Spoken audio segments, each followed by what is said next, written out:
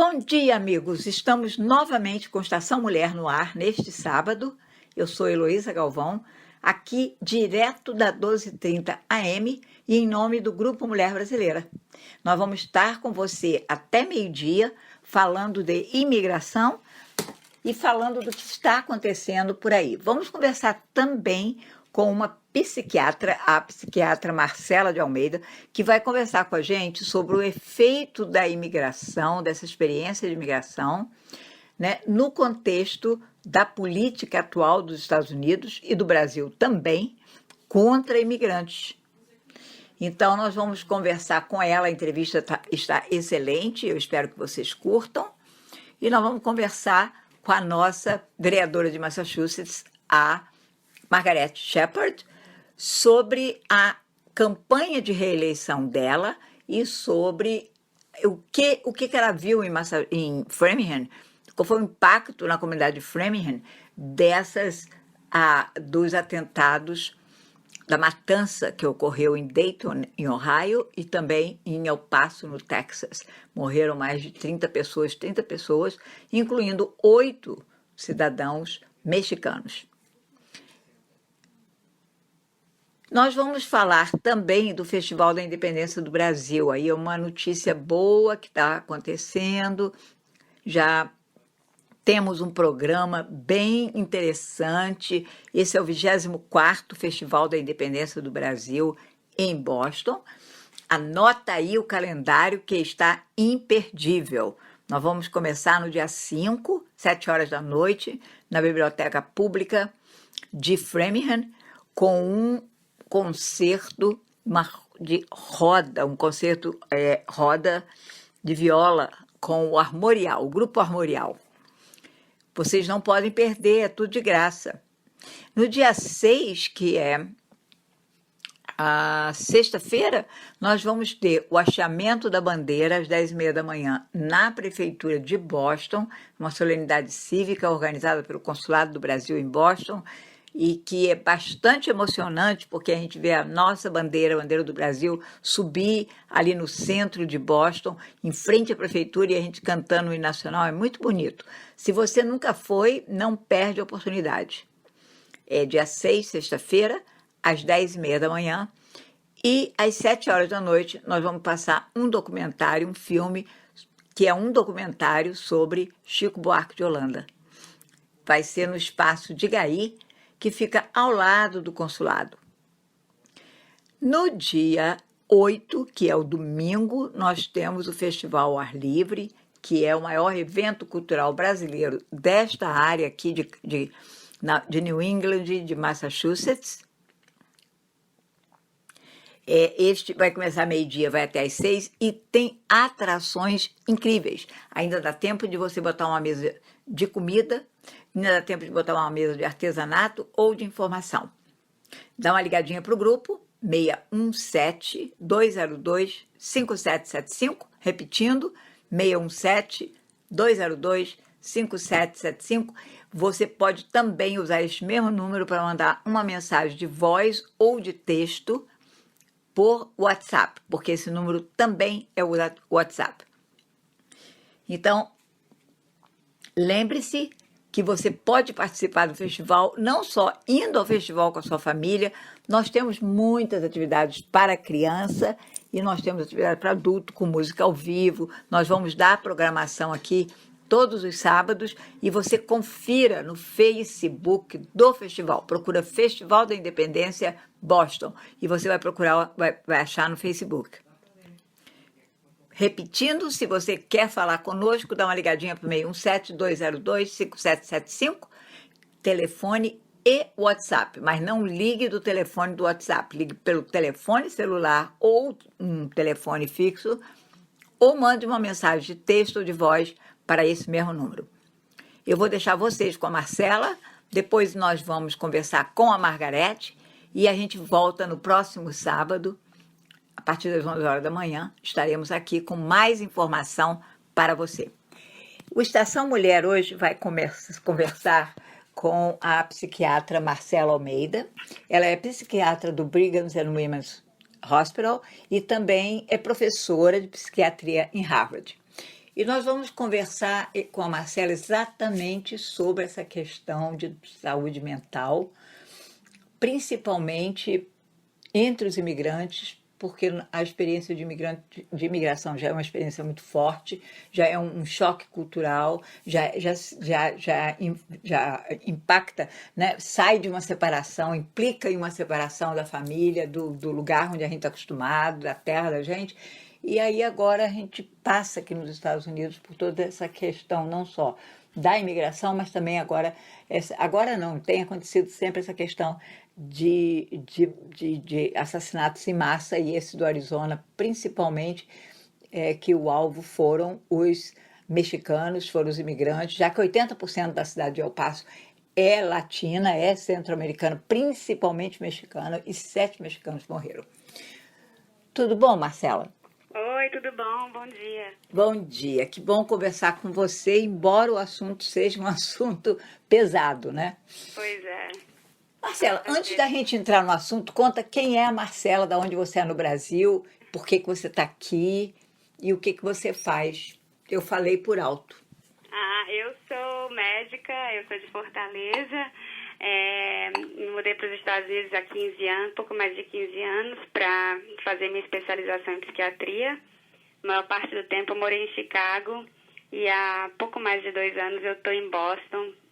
Fui contratada pelo Brigham, como você falou, e sou psiquiatra aqui com ênfase em saúde mental da mulher, e também tenho um interesse muito forte em atender as minorias, populações carentes, subservidas.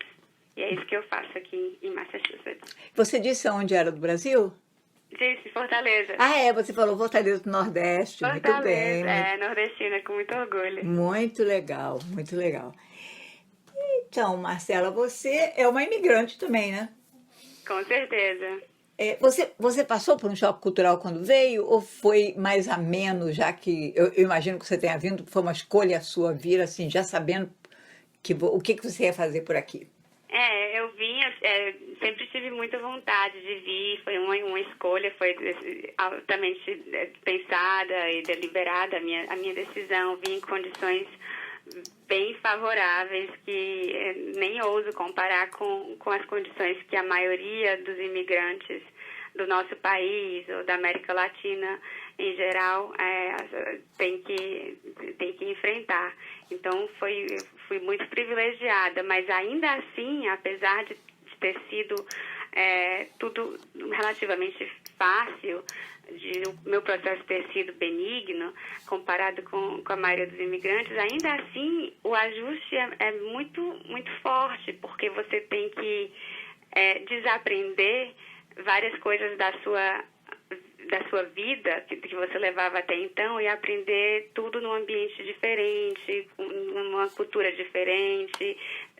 Tem a barreira da língua, tem a separação da família, dos amigos. O ajuste existe para qualquer imigrante, independente das condições. É verdade.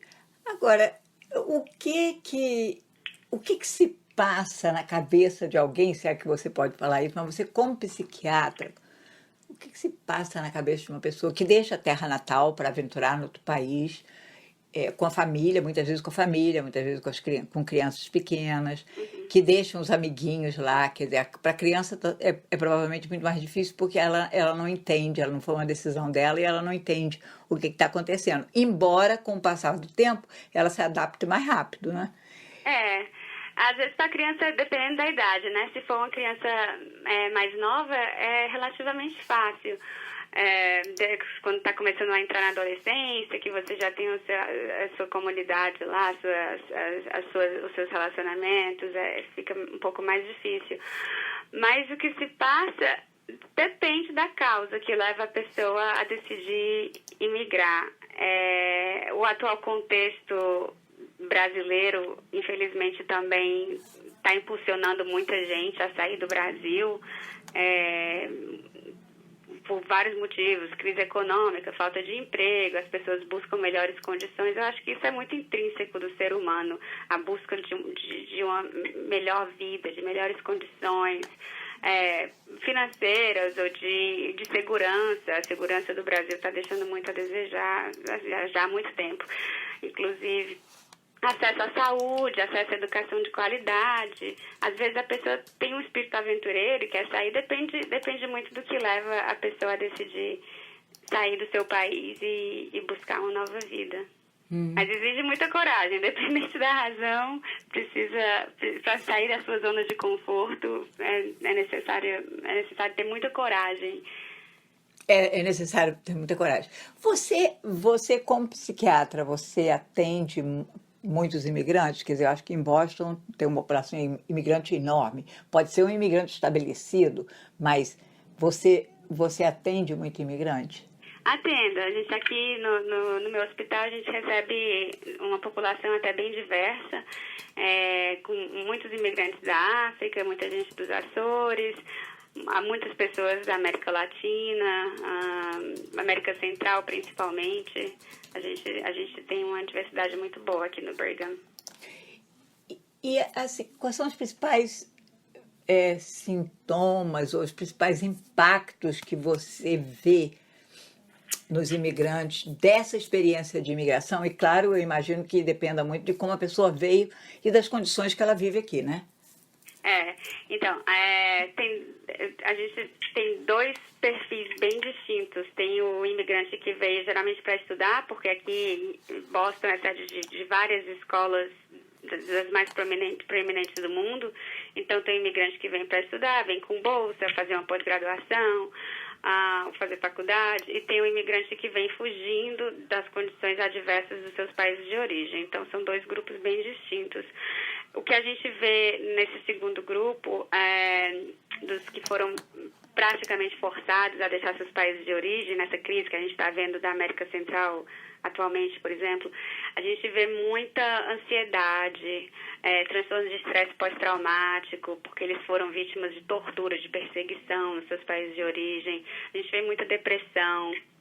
E já no primeiro grupo das pessoas que vieram deliberadamente, a gente vê mais problemas de ajustamento, falta de amigos, falta de um grupo social, falta de...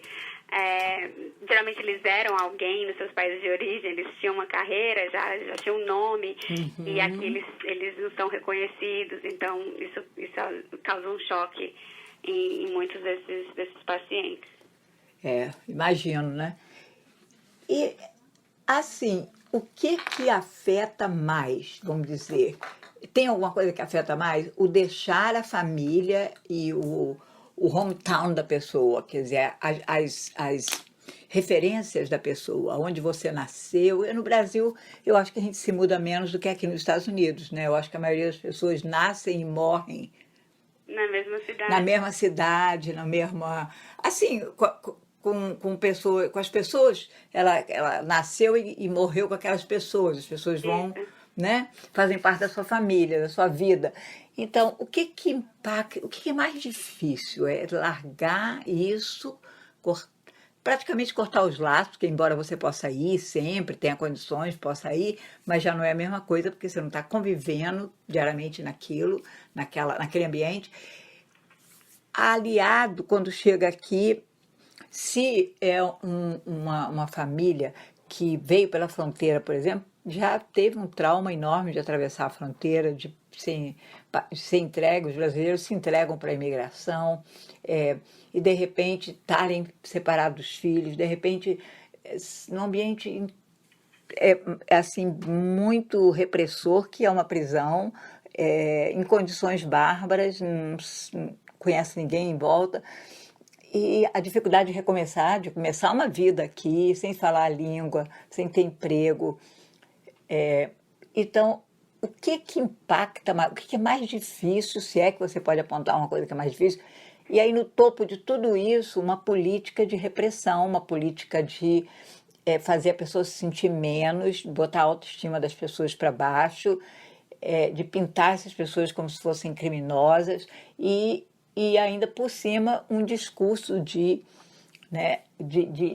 racismo, de xenofobia, de ódio mesmo, de ódio, de pregando ódio e a divisão, exatamente. O mais difícil é muito difícil de falar, porque há um rompimento com as raízes, com os laços, e ainda mais nesse caso das pessoas que atravessam pela fronteira sem uma documentação legalizada, elas não têm a opção de voltar de vez em quando para os eventos.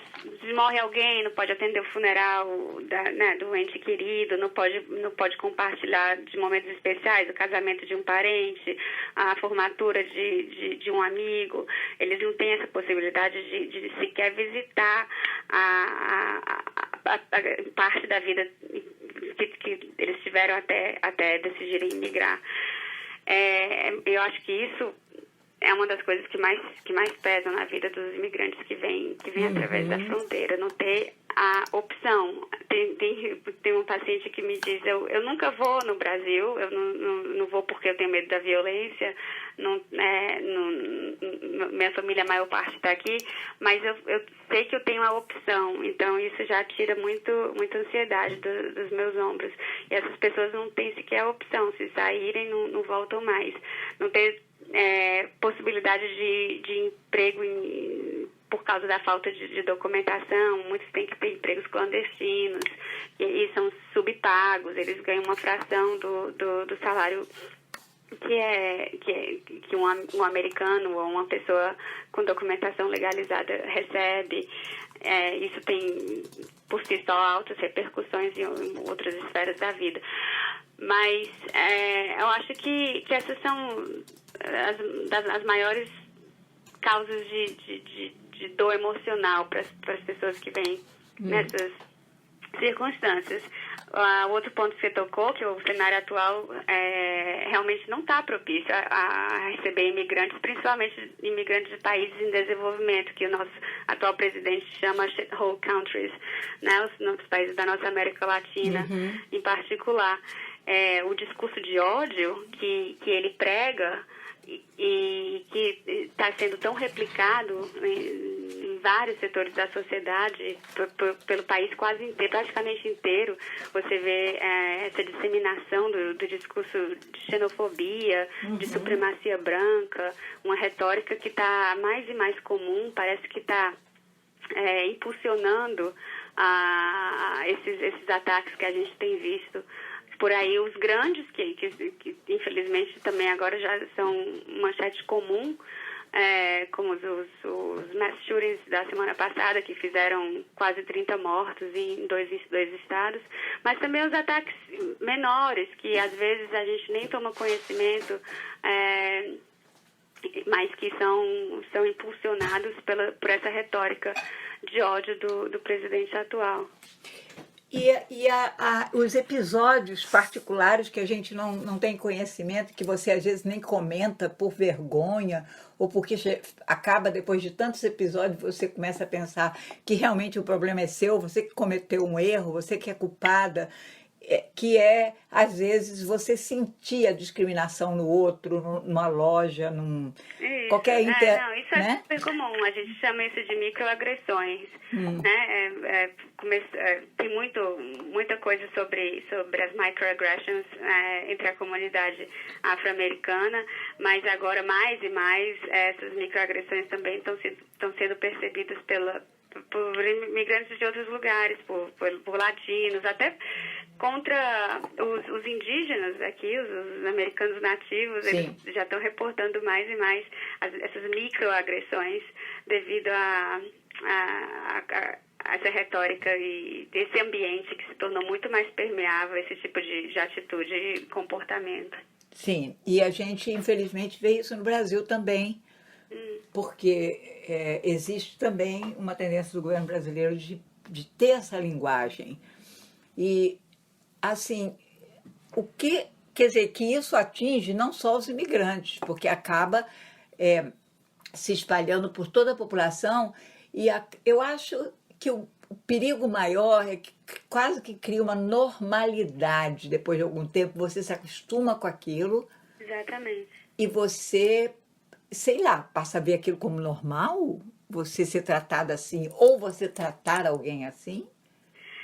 É muito triste, mas é isso mesmo que acontece. E cada vez mais a gente vê as minorias se agrupando e vivendo praticamente em guetos e não ultrapassam aquela fronteira do conforto. Elas frequentam lugares para as minorias às quais elas pertencem, elas moram em bairros, em vizinhanças.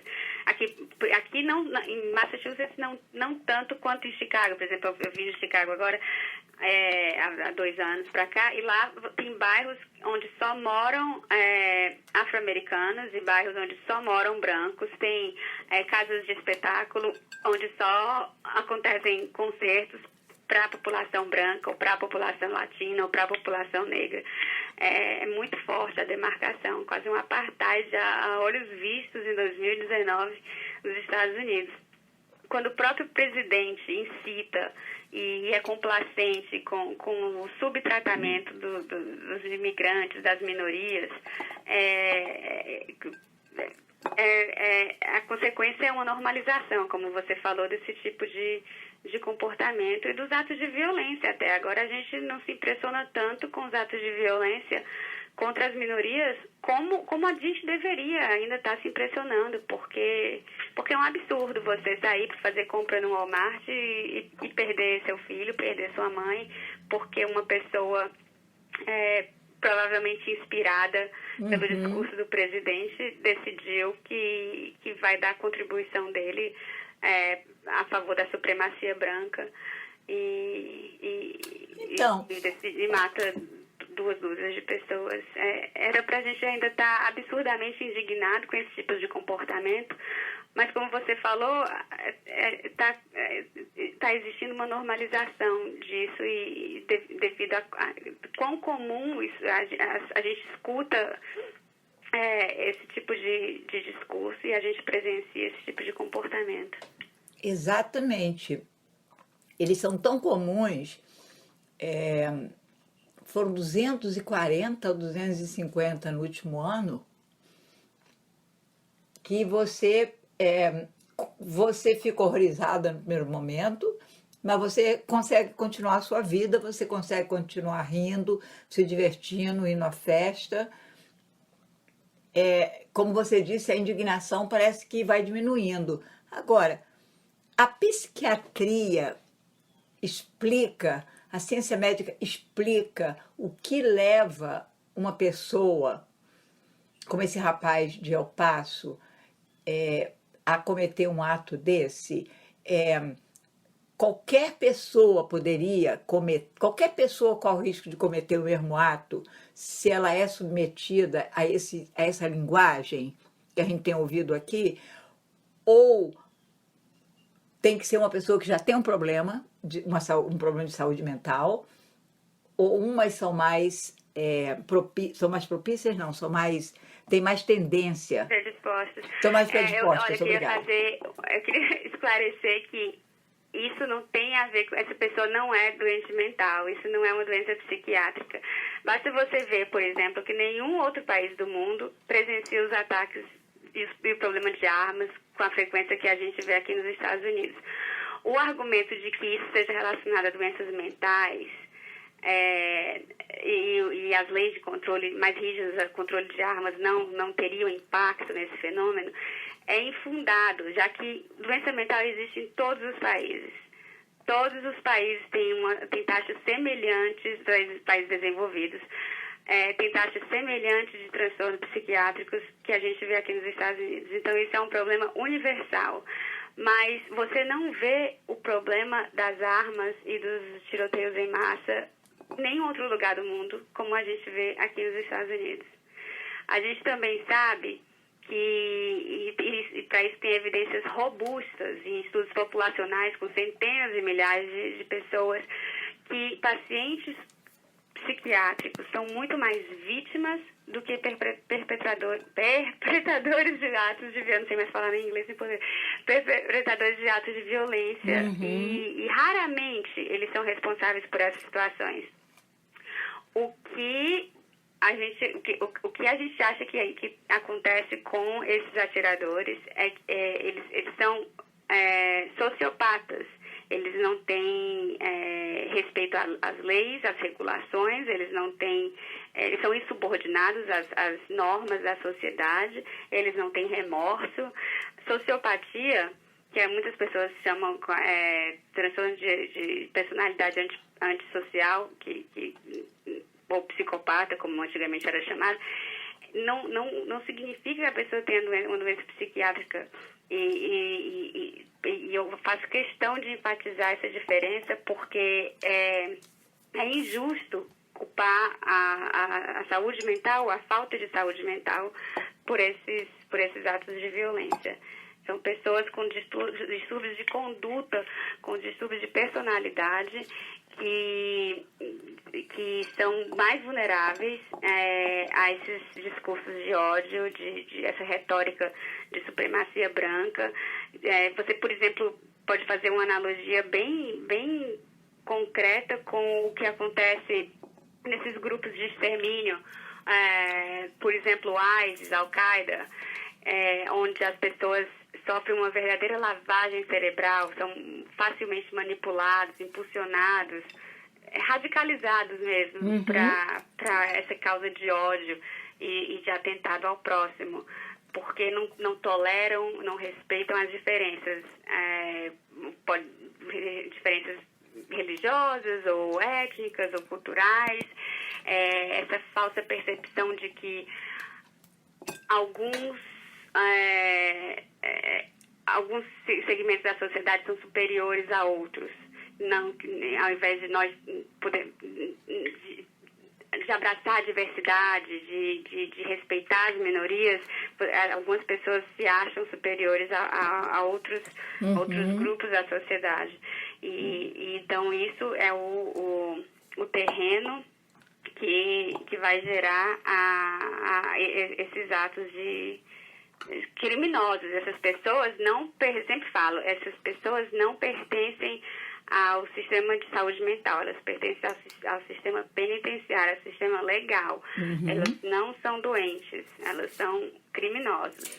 Pois é, eu fico super feliz de você colocar isso, porque exatamente o que o presidente e um grupo de pessoas a quem interessa não coibir, não regulamentar o uso de armas nos Estados Unidos, é essa a desculpa usada, a justificativa usada. É um problema de saúde mental, tem que ser tratado como um problema de saúde mental. E você colocou muito bem, não é um problema de saúde mental, é um problema que pertence à penitenciária, é um problema criminal, é um criminoso, tem que ser tratado como criminoso. E outra coisa, o governo se contradiz quando ele fala que a culpa é dos pacientes psiquiátricos, porque, se você se lembra, uma das primeiras medidas do presidente Trump, quando ele assumiu o governo há 2 anos, foi revogar uma lei da era Obama que exigia uma maior regulação de armas para pacientes portadores de doenças psiquiátricas. Claro. Então, se ele fala que a culpa é de saúde mental e ao mesmo tempo ele revoga essa lei de maior controle às armas para portadores de doença mental, não faz muito sentido, ele está se contradizendo. Sim, claro, porque a agenda do presidente é a agenda da Associação Nacional do Rifle, né? Quer dizer, é uma agenda para armar a população.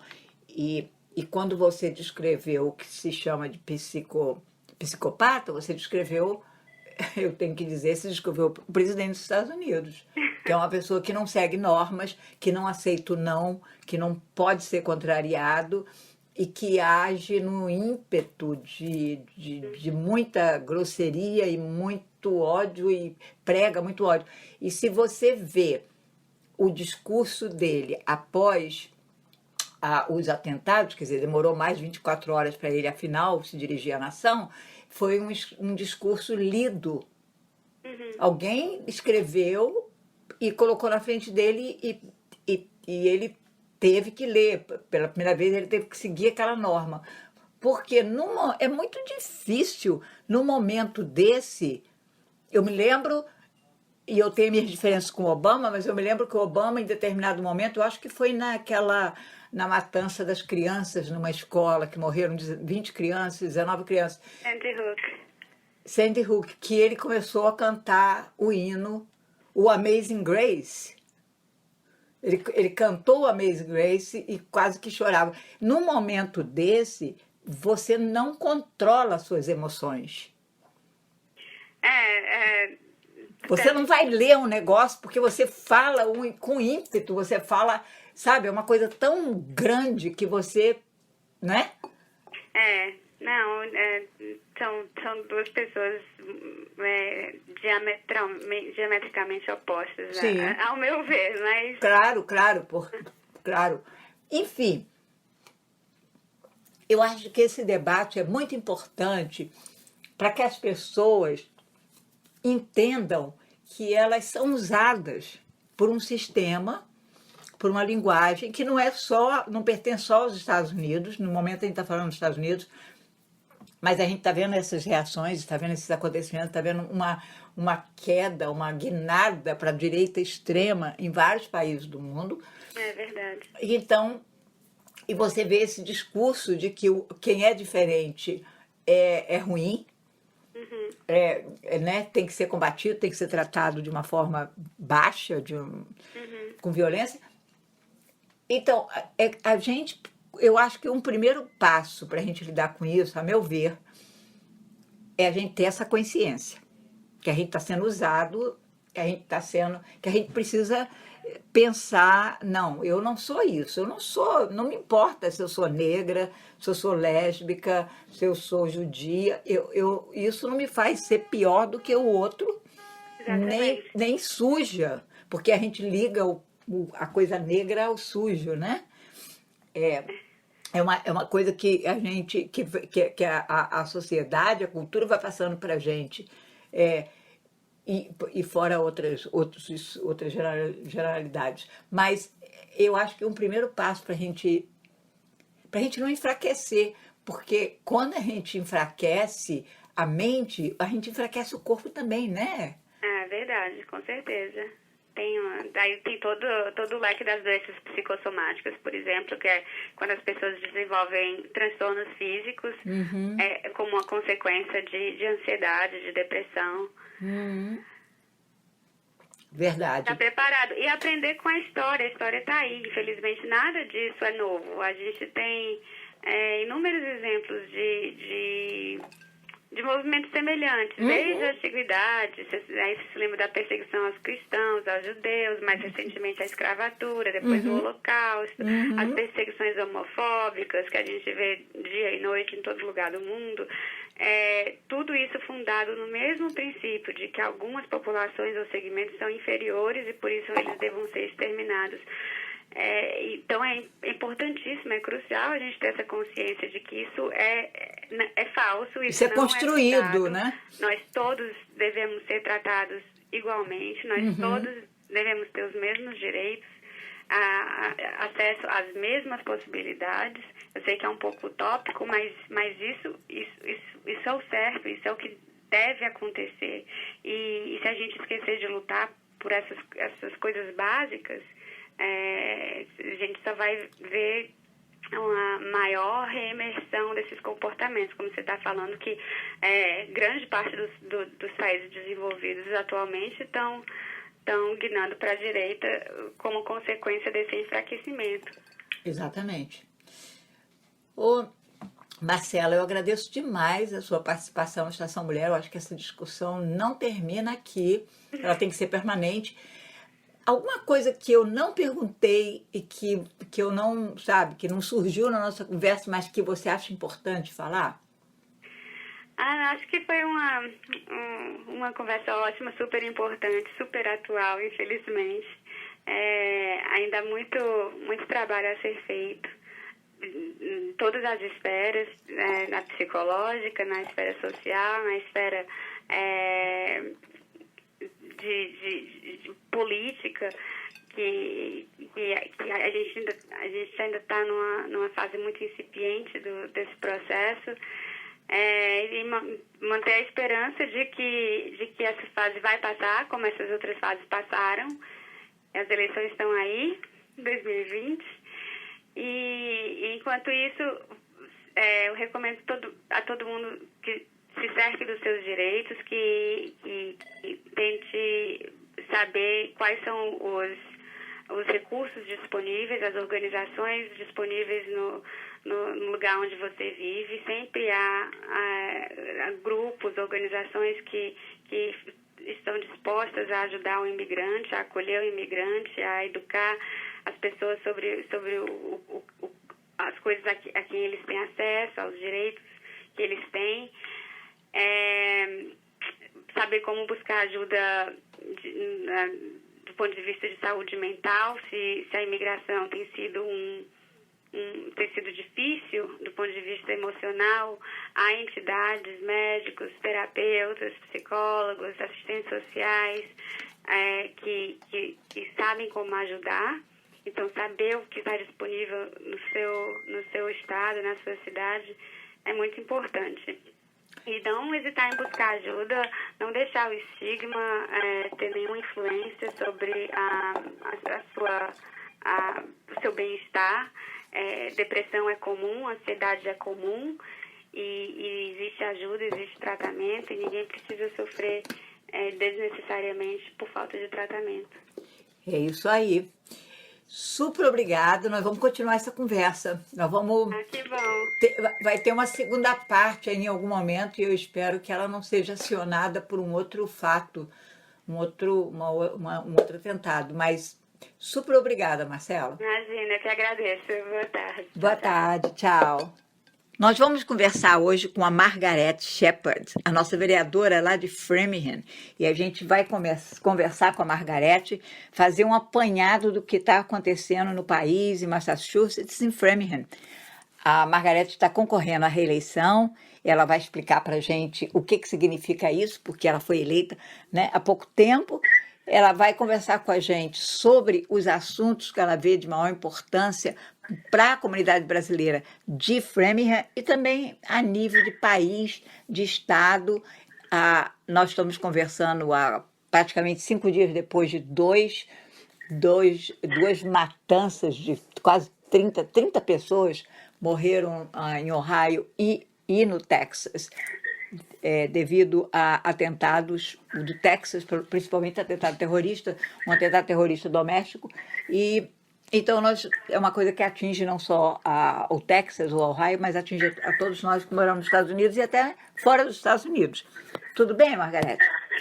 Tudo bem, Heloísa. Bom dia a todos vocês aí que estão acompanhando a Estação Mulher. Muito bom falar com você, embora o momento seja um momento difícil para a gente. Primeiro, Margareth, vamos falar de você. Como estão as coisas em Framingham? Como está a sua campanha? Por que você está concorrendo à reeleição tão perto da sua primeira eleição? Por aqui nós estamos em campanha bem acirrada, bem ativa, porque o mandato do vereador distrital é de apenas 2 anos. E o processo eleitoral já começou, quer dizer, a partir de 1 ano e meio, 1 ano e 5 meses, né, de mandato, você já tem que procurar começar a campanha novamente. E as eleições primárias serão em 17 de setembro. Eu não estou nas primárias porque só tem um concorrente, mas nós temos 3 distritos em Framingham que vão ter primárias e é preciso que a gente acompanhe esse processo bem de perto, porque o clima de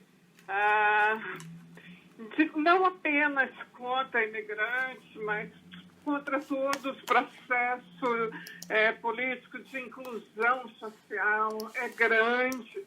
E é preciso que a gente trabalhe bastante para conseguir eleger pessoas que possam continuar levando Framingham para uma administração mais inclusiva, mais voltada para a comunidade de forma geral, sem discriminação de nenhuma espécie.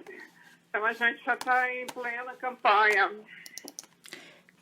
Quantos votos precisa um vereador como você de um distrito? Você é do distrito 7, né? Exatamente. Nós temos 11 distritos na cidade, o meu é o 7. É um distrito onde, para mim, é privilegiado, porque a gente tem a concentração muito grande de eleitores brasileiros, né? Mais de 400 eleitores brasileiros. Então, isso me favorece bastante nesse momento. Essa eleição é um pouco mais difícil, porque será apenas para vereadores. Quando nós tivemos, né, em 2017, a primeira eleição para a cidade, nós tínhamos também, estavam concorrendo os candidatos a prefeito, isso chamou muita atenção e fez com que as pessoas comparecessem às urnas. Agora, o nosso grande desafio é esse, conseguir levar os eleitores nas urnas para votar apenas para vereadores, porque a cidade ainda não consegue entender a função do vereador e a importância desse trabalho, né? A comunidade brasileira, principalmente, a comunidade imigrante, que não acompanha o dia a dia. Eu estive aí coletando assinaturas para os papéis de nomeação de candidatura e muitos brasileiros falavam: eu não sei o que você fez durante o seu mandato, né? Então, as pessoas não acompanham, não leem o jornal, não sabem o que está acontecendo no dia a dia. Isso dificulta bastante o engajamento desses eleitores, né? E quando a pessoa diz isso para você, eu não sei o que você fez, como que você responde? Como que você pode fazer um resumo do que você fez, assim, imagino, em poucos minutos? Olha, o principal trabalho do vereador, né, da Câmara de Vereadores, é a elaboração de legislações e a votação do orçamento da cidade. Todas as outras discussões vêm aí em função dessa, porque você sabe, né, Heloísa, que o dinheiro define, não o dinheiro em si, mas aonde você aplica os seus recursos vai definir que tipo de cidade a gente tem. Então, a minha atuação foi muito voltada a realmente discutir o orçamento, a procurar o máximo, contribuir com o Comitê de Finanças para entender o trabalho, para manter o nível de taxas de impostos o mais baixo possível, sem, com isso, comprometer a qualidade do serviço público. E na área de legislação, eu fiz a proposta de criação da força-tarefa para escrever a legislação de bem-vindos imigrantes em Fremerrim, que está em pleno vapor, né? Estamos aí na fase de discussão para elaborar essa legislação tão importante para uma cidade onde quase 40% dos habitantes são imigrantes. Então, a eleição é que dia, Margarete? As eleições primárias serão no dia 17 de setembro e as eleições finais no dia 5 de dezembro. Dezembro ou novembro? Novembro. 5 de novembro. Então, o seu nome vai estar nas urnas no dia 5 de novembro. Isso, e a gente está procurando o máximo informar a comunidade sobre todos os distritos, né? Quem são os candidatos, o perfil. Se alguém que estiver nos ouvindo tiver alguma dúvida, podem mandar mensagem para mim. A gente tem o maior prazer de informar, porque, Heloísa, a grande dificuldade, não só para imigrante, mas a comunidade nascida aqui também, é entender a divisão dos distritos, saber qual é o distrito que ela pertence, quem são os candidatos, né? É verdade. E você sabe, você já disse isso no Estação Mulher, mais ou menos quantos brasileiros votam no seu distrito e na cidade de Framingham? No meu distrito, eu fiz um apanhado e uma estimativa de 450 brasileiros registrados para votar. Não significa que essa é a população do distrito. A população brasileira do distrito é muito maior. Um distrito com 6 mil habitantes, eu acredito que quase 2 mil são brasileiros. E além de ter a parcela, né, que ainda não tem direito ao voto, nós temos as pessoas que já têm direito ao voto, mas não se registraram para votar ainda. Então, a gente procura alcançar essas pessoas para que elas participem do processo eleitoral. Margarete, esse final de semana nós tivemos em menos de 24 horas dois assassinatos em massa, né? Um em Dayton, em Ohio, e um em El Paso, no Texas. E você sentiu um impacto na comunidade brasileira ou na comunidade como um todo de Framingham? Direto, um impacto direto. As pessoas estão apavoradas, elas estão preocupadas, e isso afeta, inclusive, a visão que se tem da polícia local. Nós tínhamos, na sexta-feira, a polícia estava fazendo uma batida à procura de um suspeito de arrombamento, bem perto de onde eu moro, e as pessoas que passavam entenderam que era uma batida do ICE, que a polícia de Framingham estava colaborando com o ICE, e aí a conversa correu na cidade toda, e houve uma desestabilização completa, ao ponto de que eu tive que fazer uma declaração pública imediata, né, para acalmar os ânimos e despreocupar a comunidade, porque apesar de não sermos cidade santuário ou não termos ainda a legislação de welcome imigrantes, a polícia de Framingham tem uma prática de longo tempo de não colaborar com a ICE, né? Mas foi um clima bastante tenso por aqui, viu, Heloísa? Eu imagino. E hoje, nós estamos conversando sobre vamos falar da batida que houve na quarta-feira de tarde no Mississippi, com 680 trabalhadores e trabalhadoras sendo pegas pela imigração em 6 fazendas, em 7 fazendas e espalhadas em 6 cidades, né, do Mississippi. Você notou alguma coisa também na comunidade, alguma reação? Olha, Lois, a reação é grande. Inclusive, nós teremos hoje, às 7 horas, uma reunião no Praise que foi organizada pela Family Justice Service, porque estão todos percebendo, né, a reação de apreensão e todo mundo querendo esclarecer os direitos de cada indivíduo. E essa política e essa retórica anti-imigrante, ela não afeta só a comunidade imigrante, ela afeta também outros setores, né? Eu estava vendo hoje um artigo que me chamou muito a atenção sobre a polícia de Boston, não apreendendo, mas pegando, destruindo cadeiras de rodas de pessoas moradoras de rua numa operação chamada varredura de limpeza.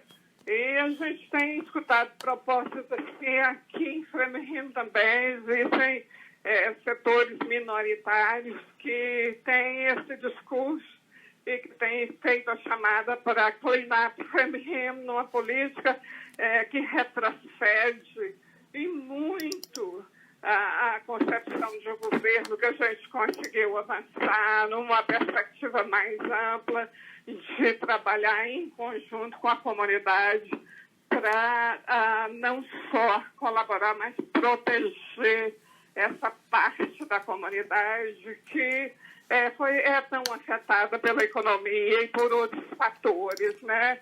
Eu sei, você sabe que ninguém escolhe morar na rua, ninguém escolhe ser uma pessoa que tem problema de abuso de substâncias, né?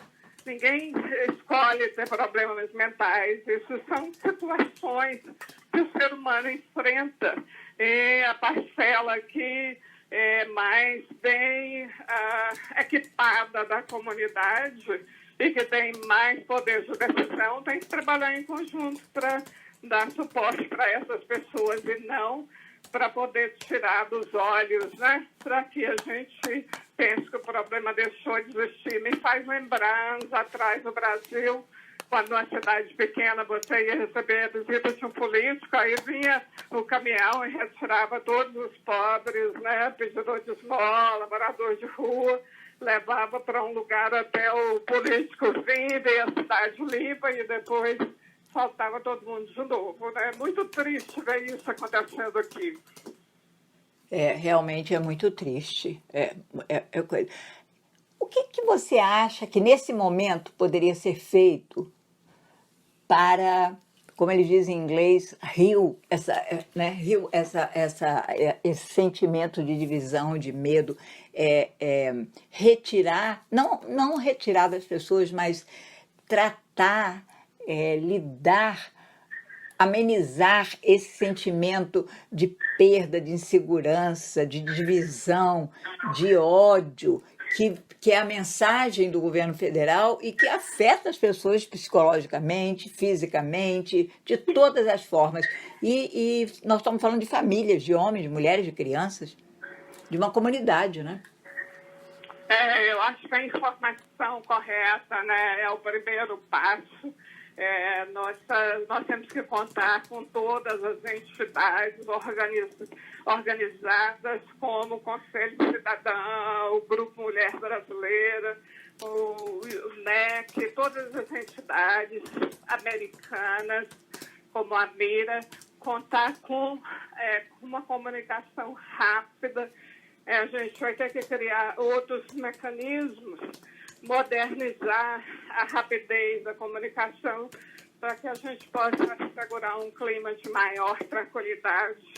E acho que também a gente tem que procurar entender a retórica de ambos os lados, orientar as pessoas com relação à forma de reagirem a uma headline de jornal, né? Uma matéria de jornal, e saber distinguir o que é real e o que está apenas procurando colocar pavor nas pessoas, né? Nós sabemos que essas ações da imigração que prendem e soltam, estão criando esse clima de medo. Esse é o objetivo desse tipo de governo, é amedrontar as pessoas, e nós não podemos, minha avaliação, né, cair nessa armadilha.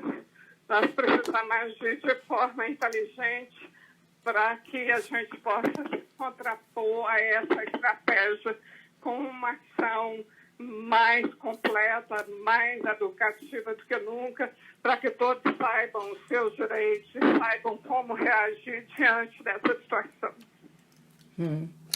É verdade, eu acho que vai levar, mesmo que tudo isso, se isso acabasse agora, esse clima de terror, se acabasse agora e houvesse toda uma campanha exatamente no sentido contrário, de paz, de união, de inclusão, de receber bem as pessoas, como você lançou essa campanha em Framingham, esse manifesto, mesmo assim levaria algum tempo, né? Mas infelizmente, a gente não vê no momento, a curto prazo, ou talvez nem a médio prazo, essa mudança, né? Eu acho que vai depender muito das eleições, não só desse ano, como das eleições do ano que vem, que são eleições importantíssimas. Mas a gente não tem esse tempo, Heloísa, se a gente se deixa distrair.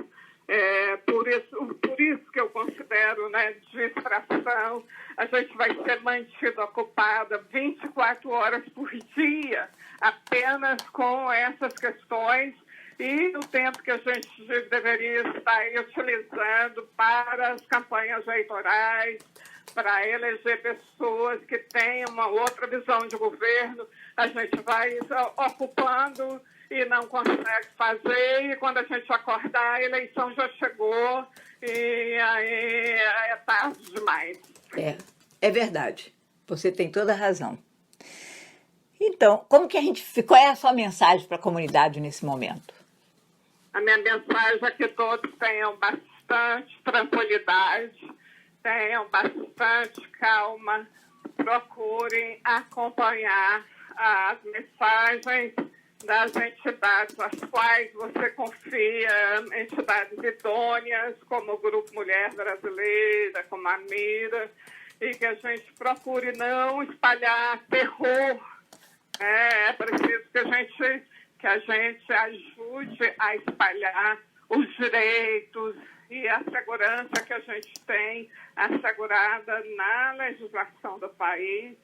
E a gente precisa focar na discussão das eleições presidenciais e das eleições locais. Aqui eu tenho pedido a ajuda da comunidade, porque a minha primeira campanha eu peguei a cidade de surpresa.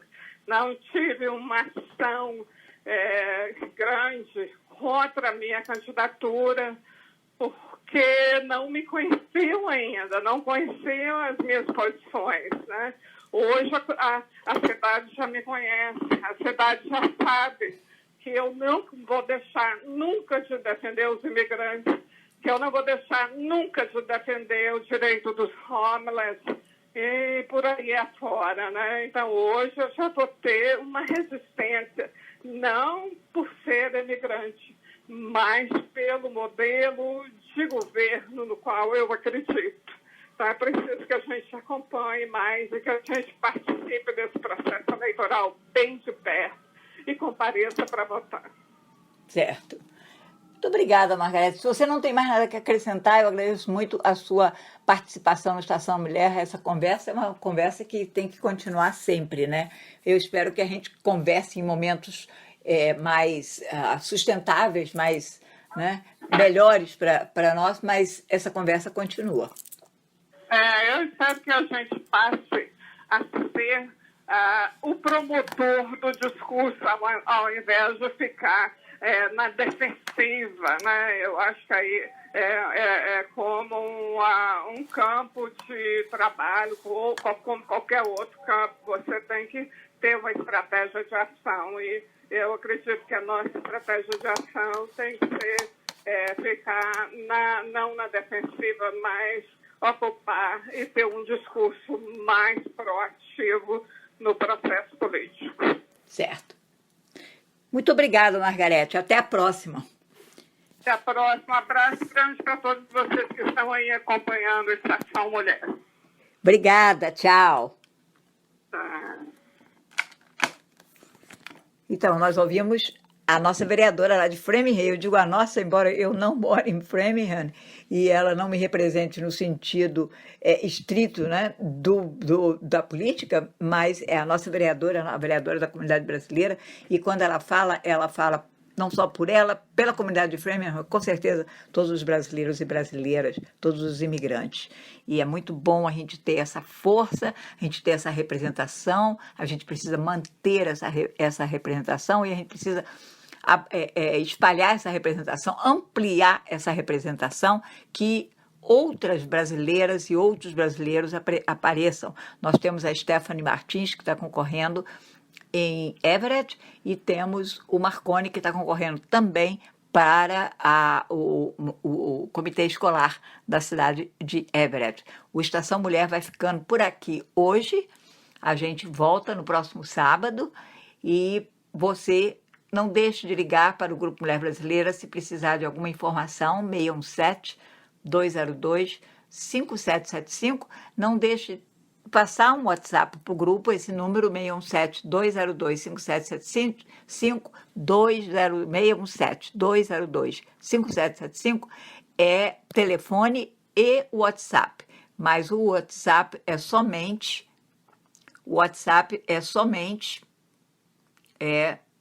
texto ou voz.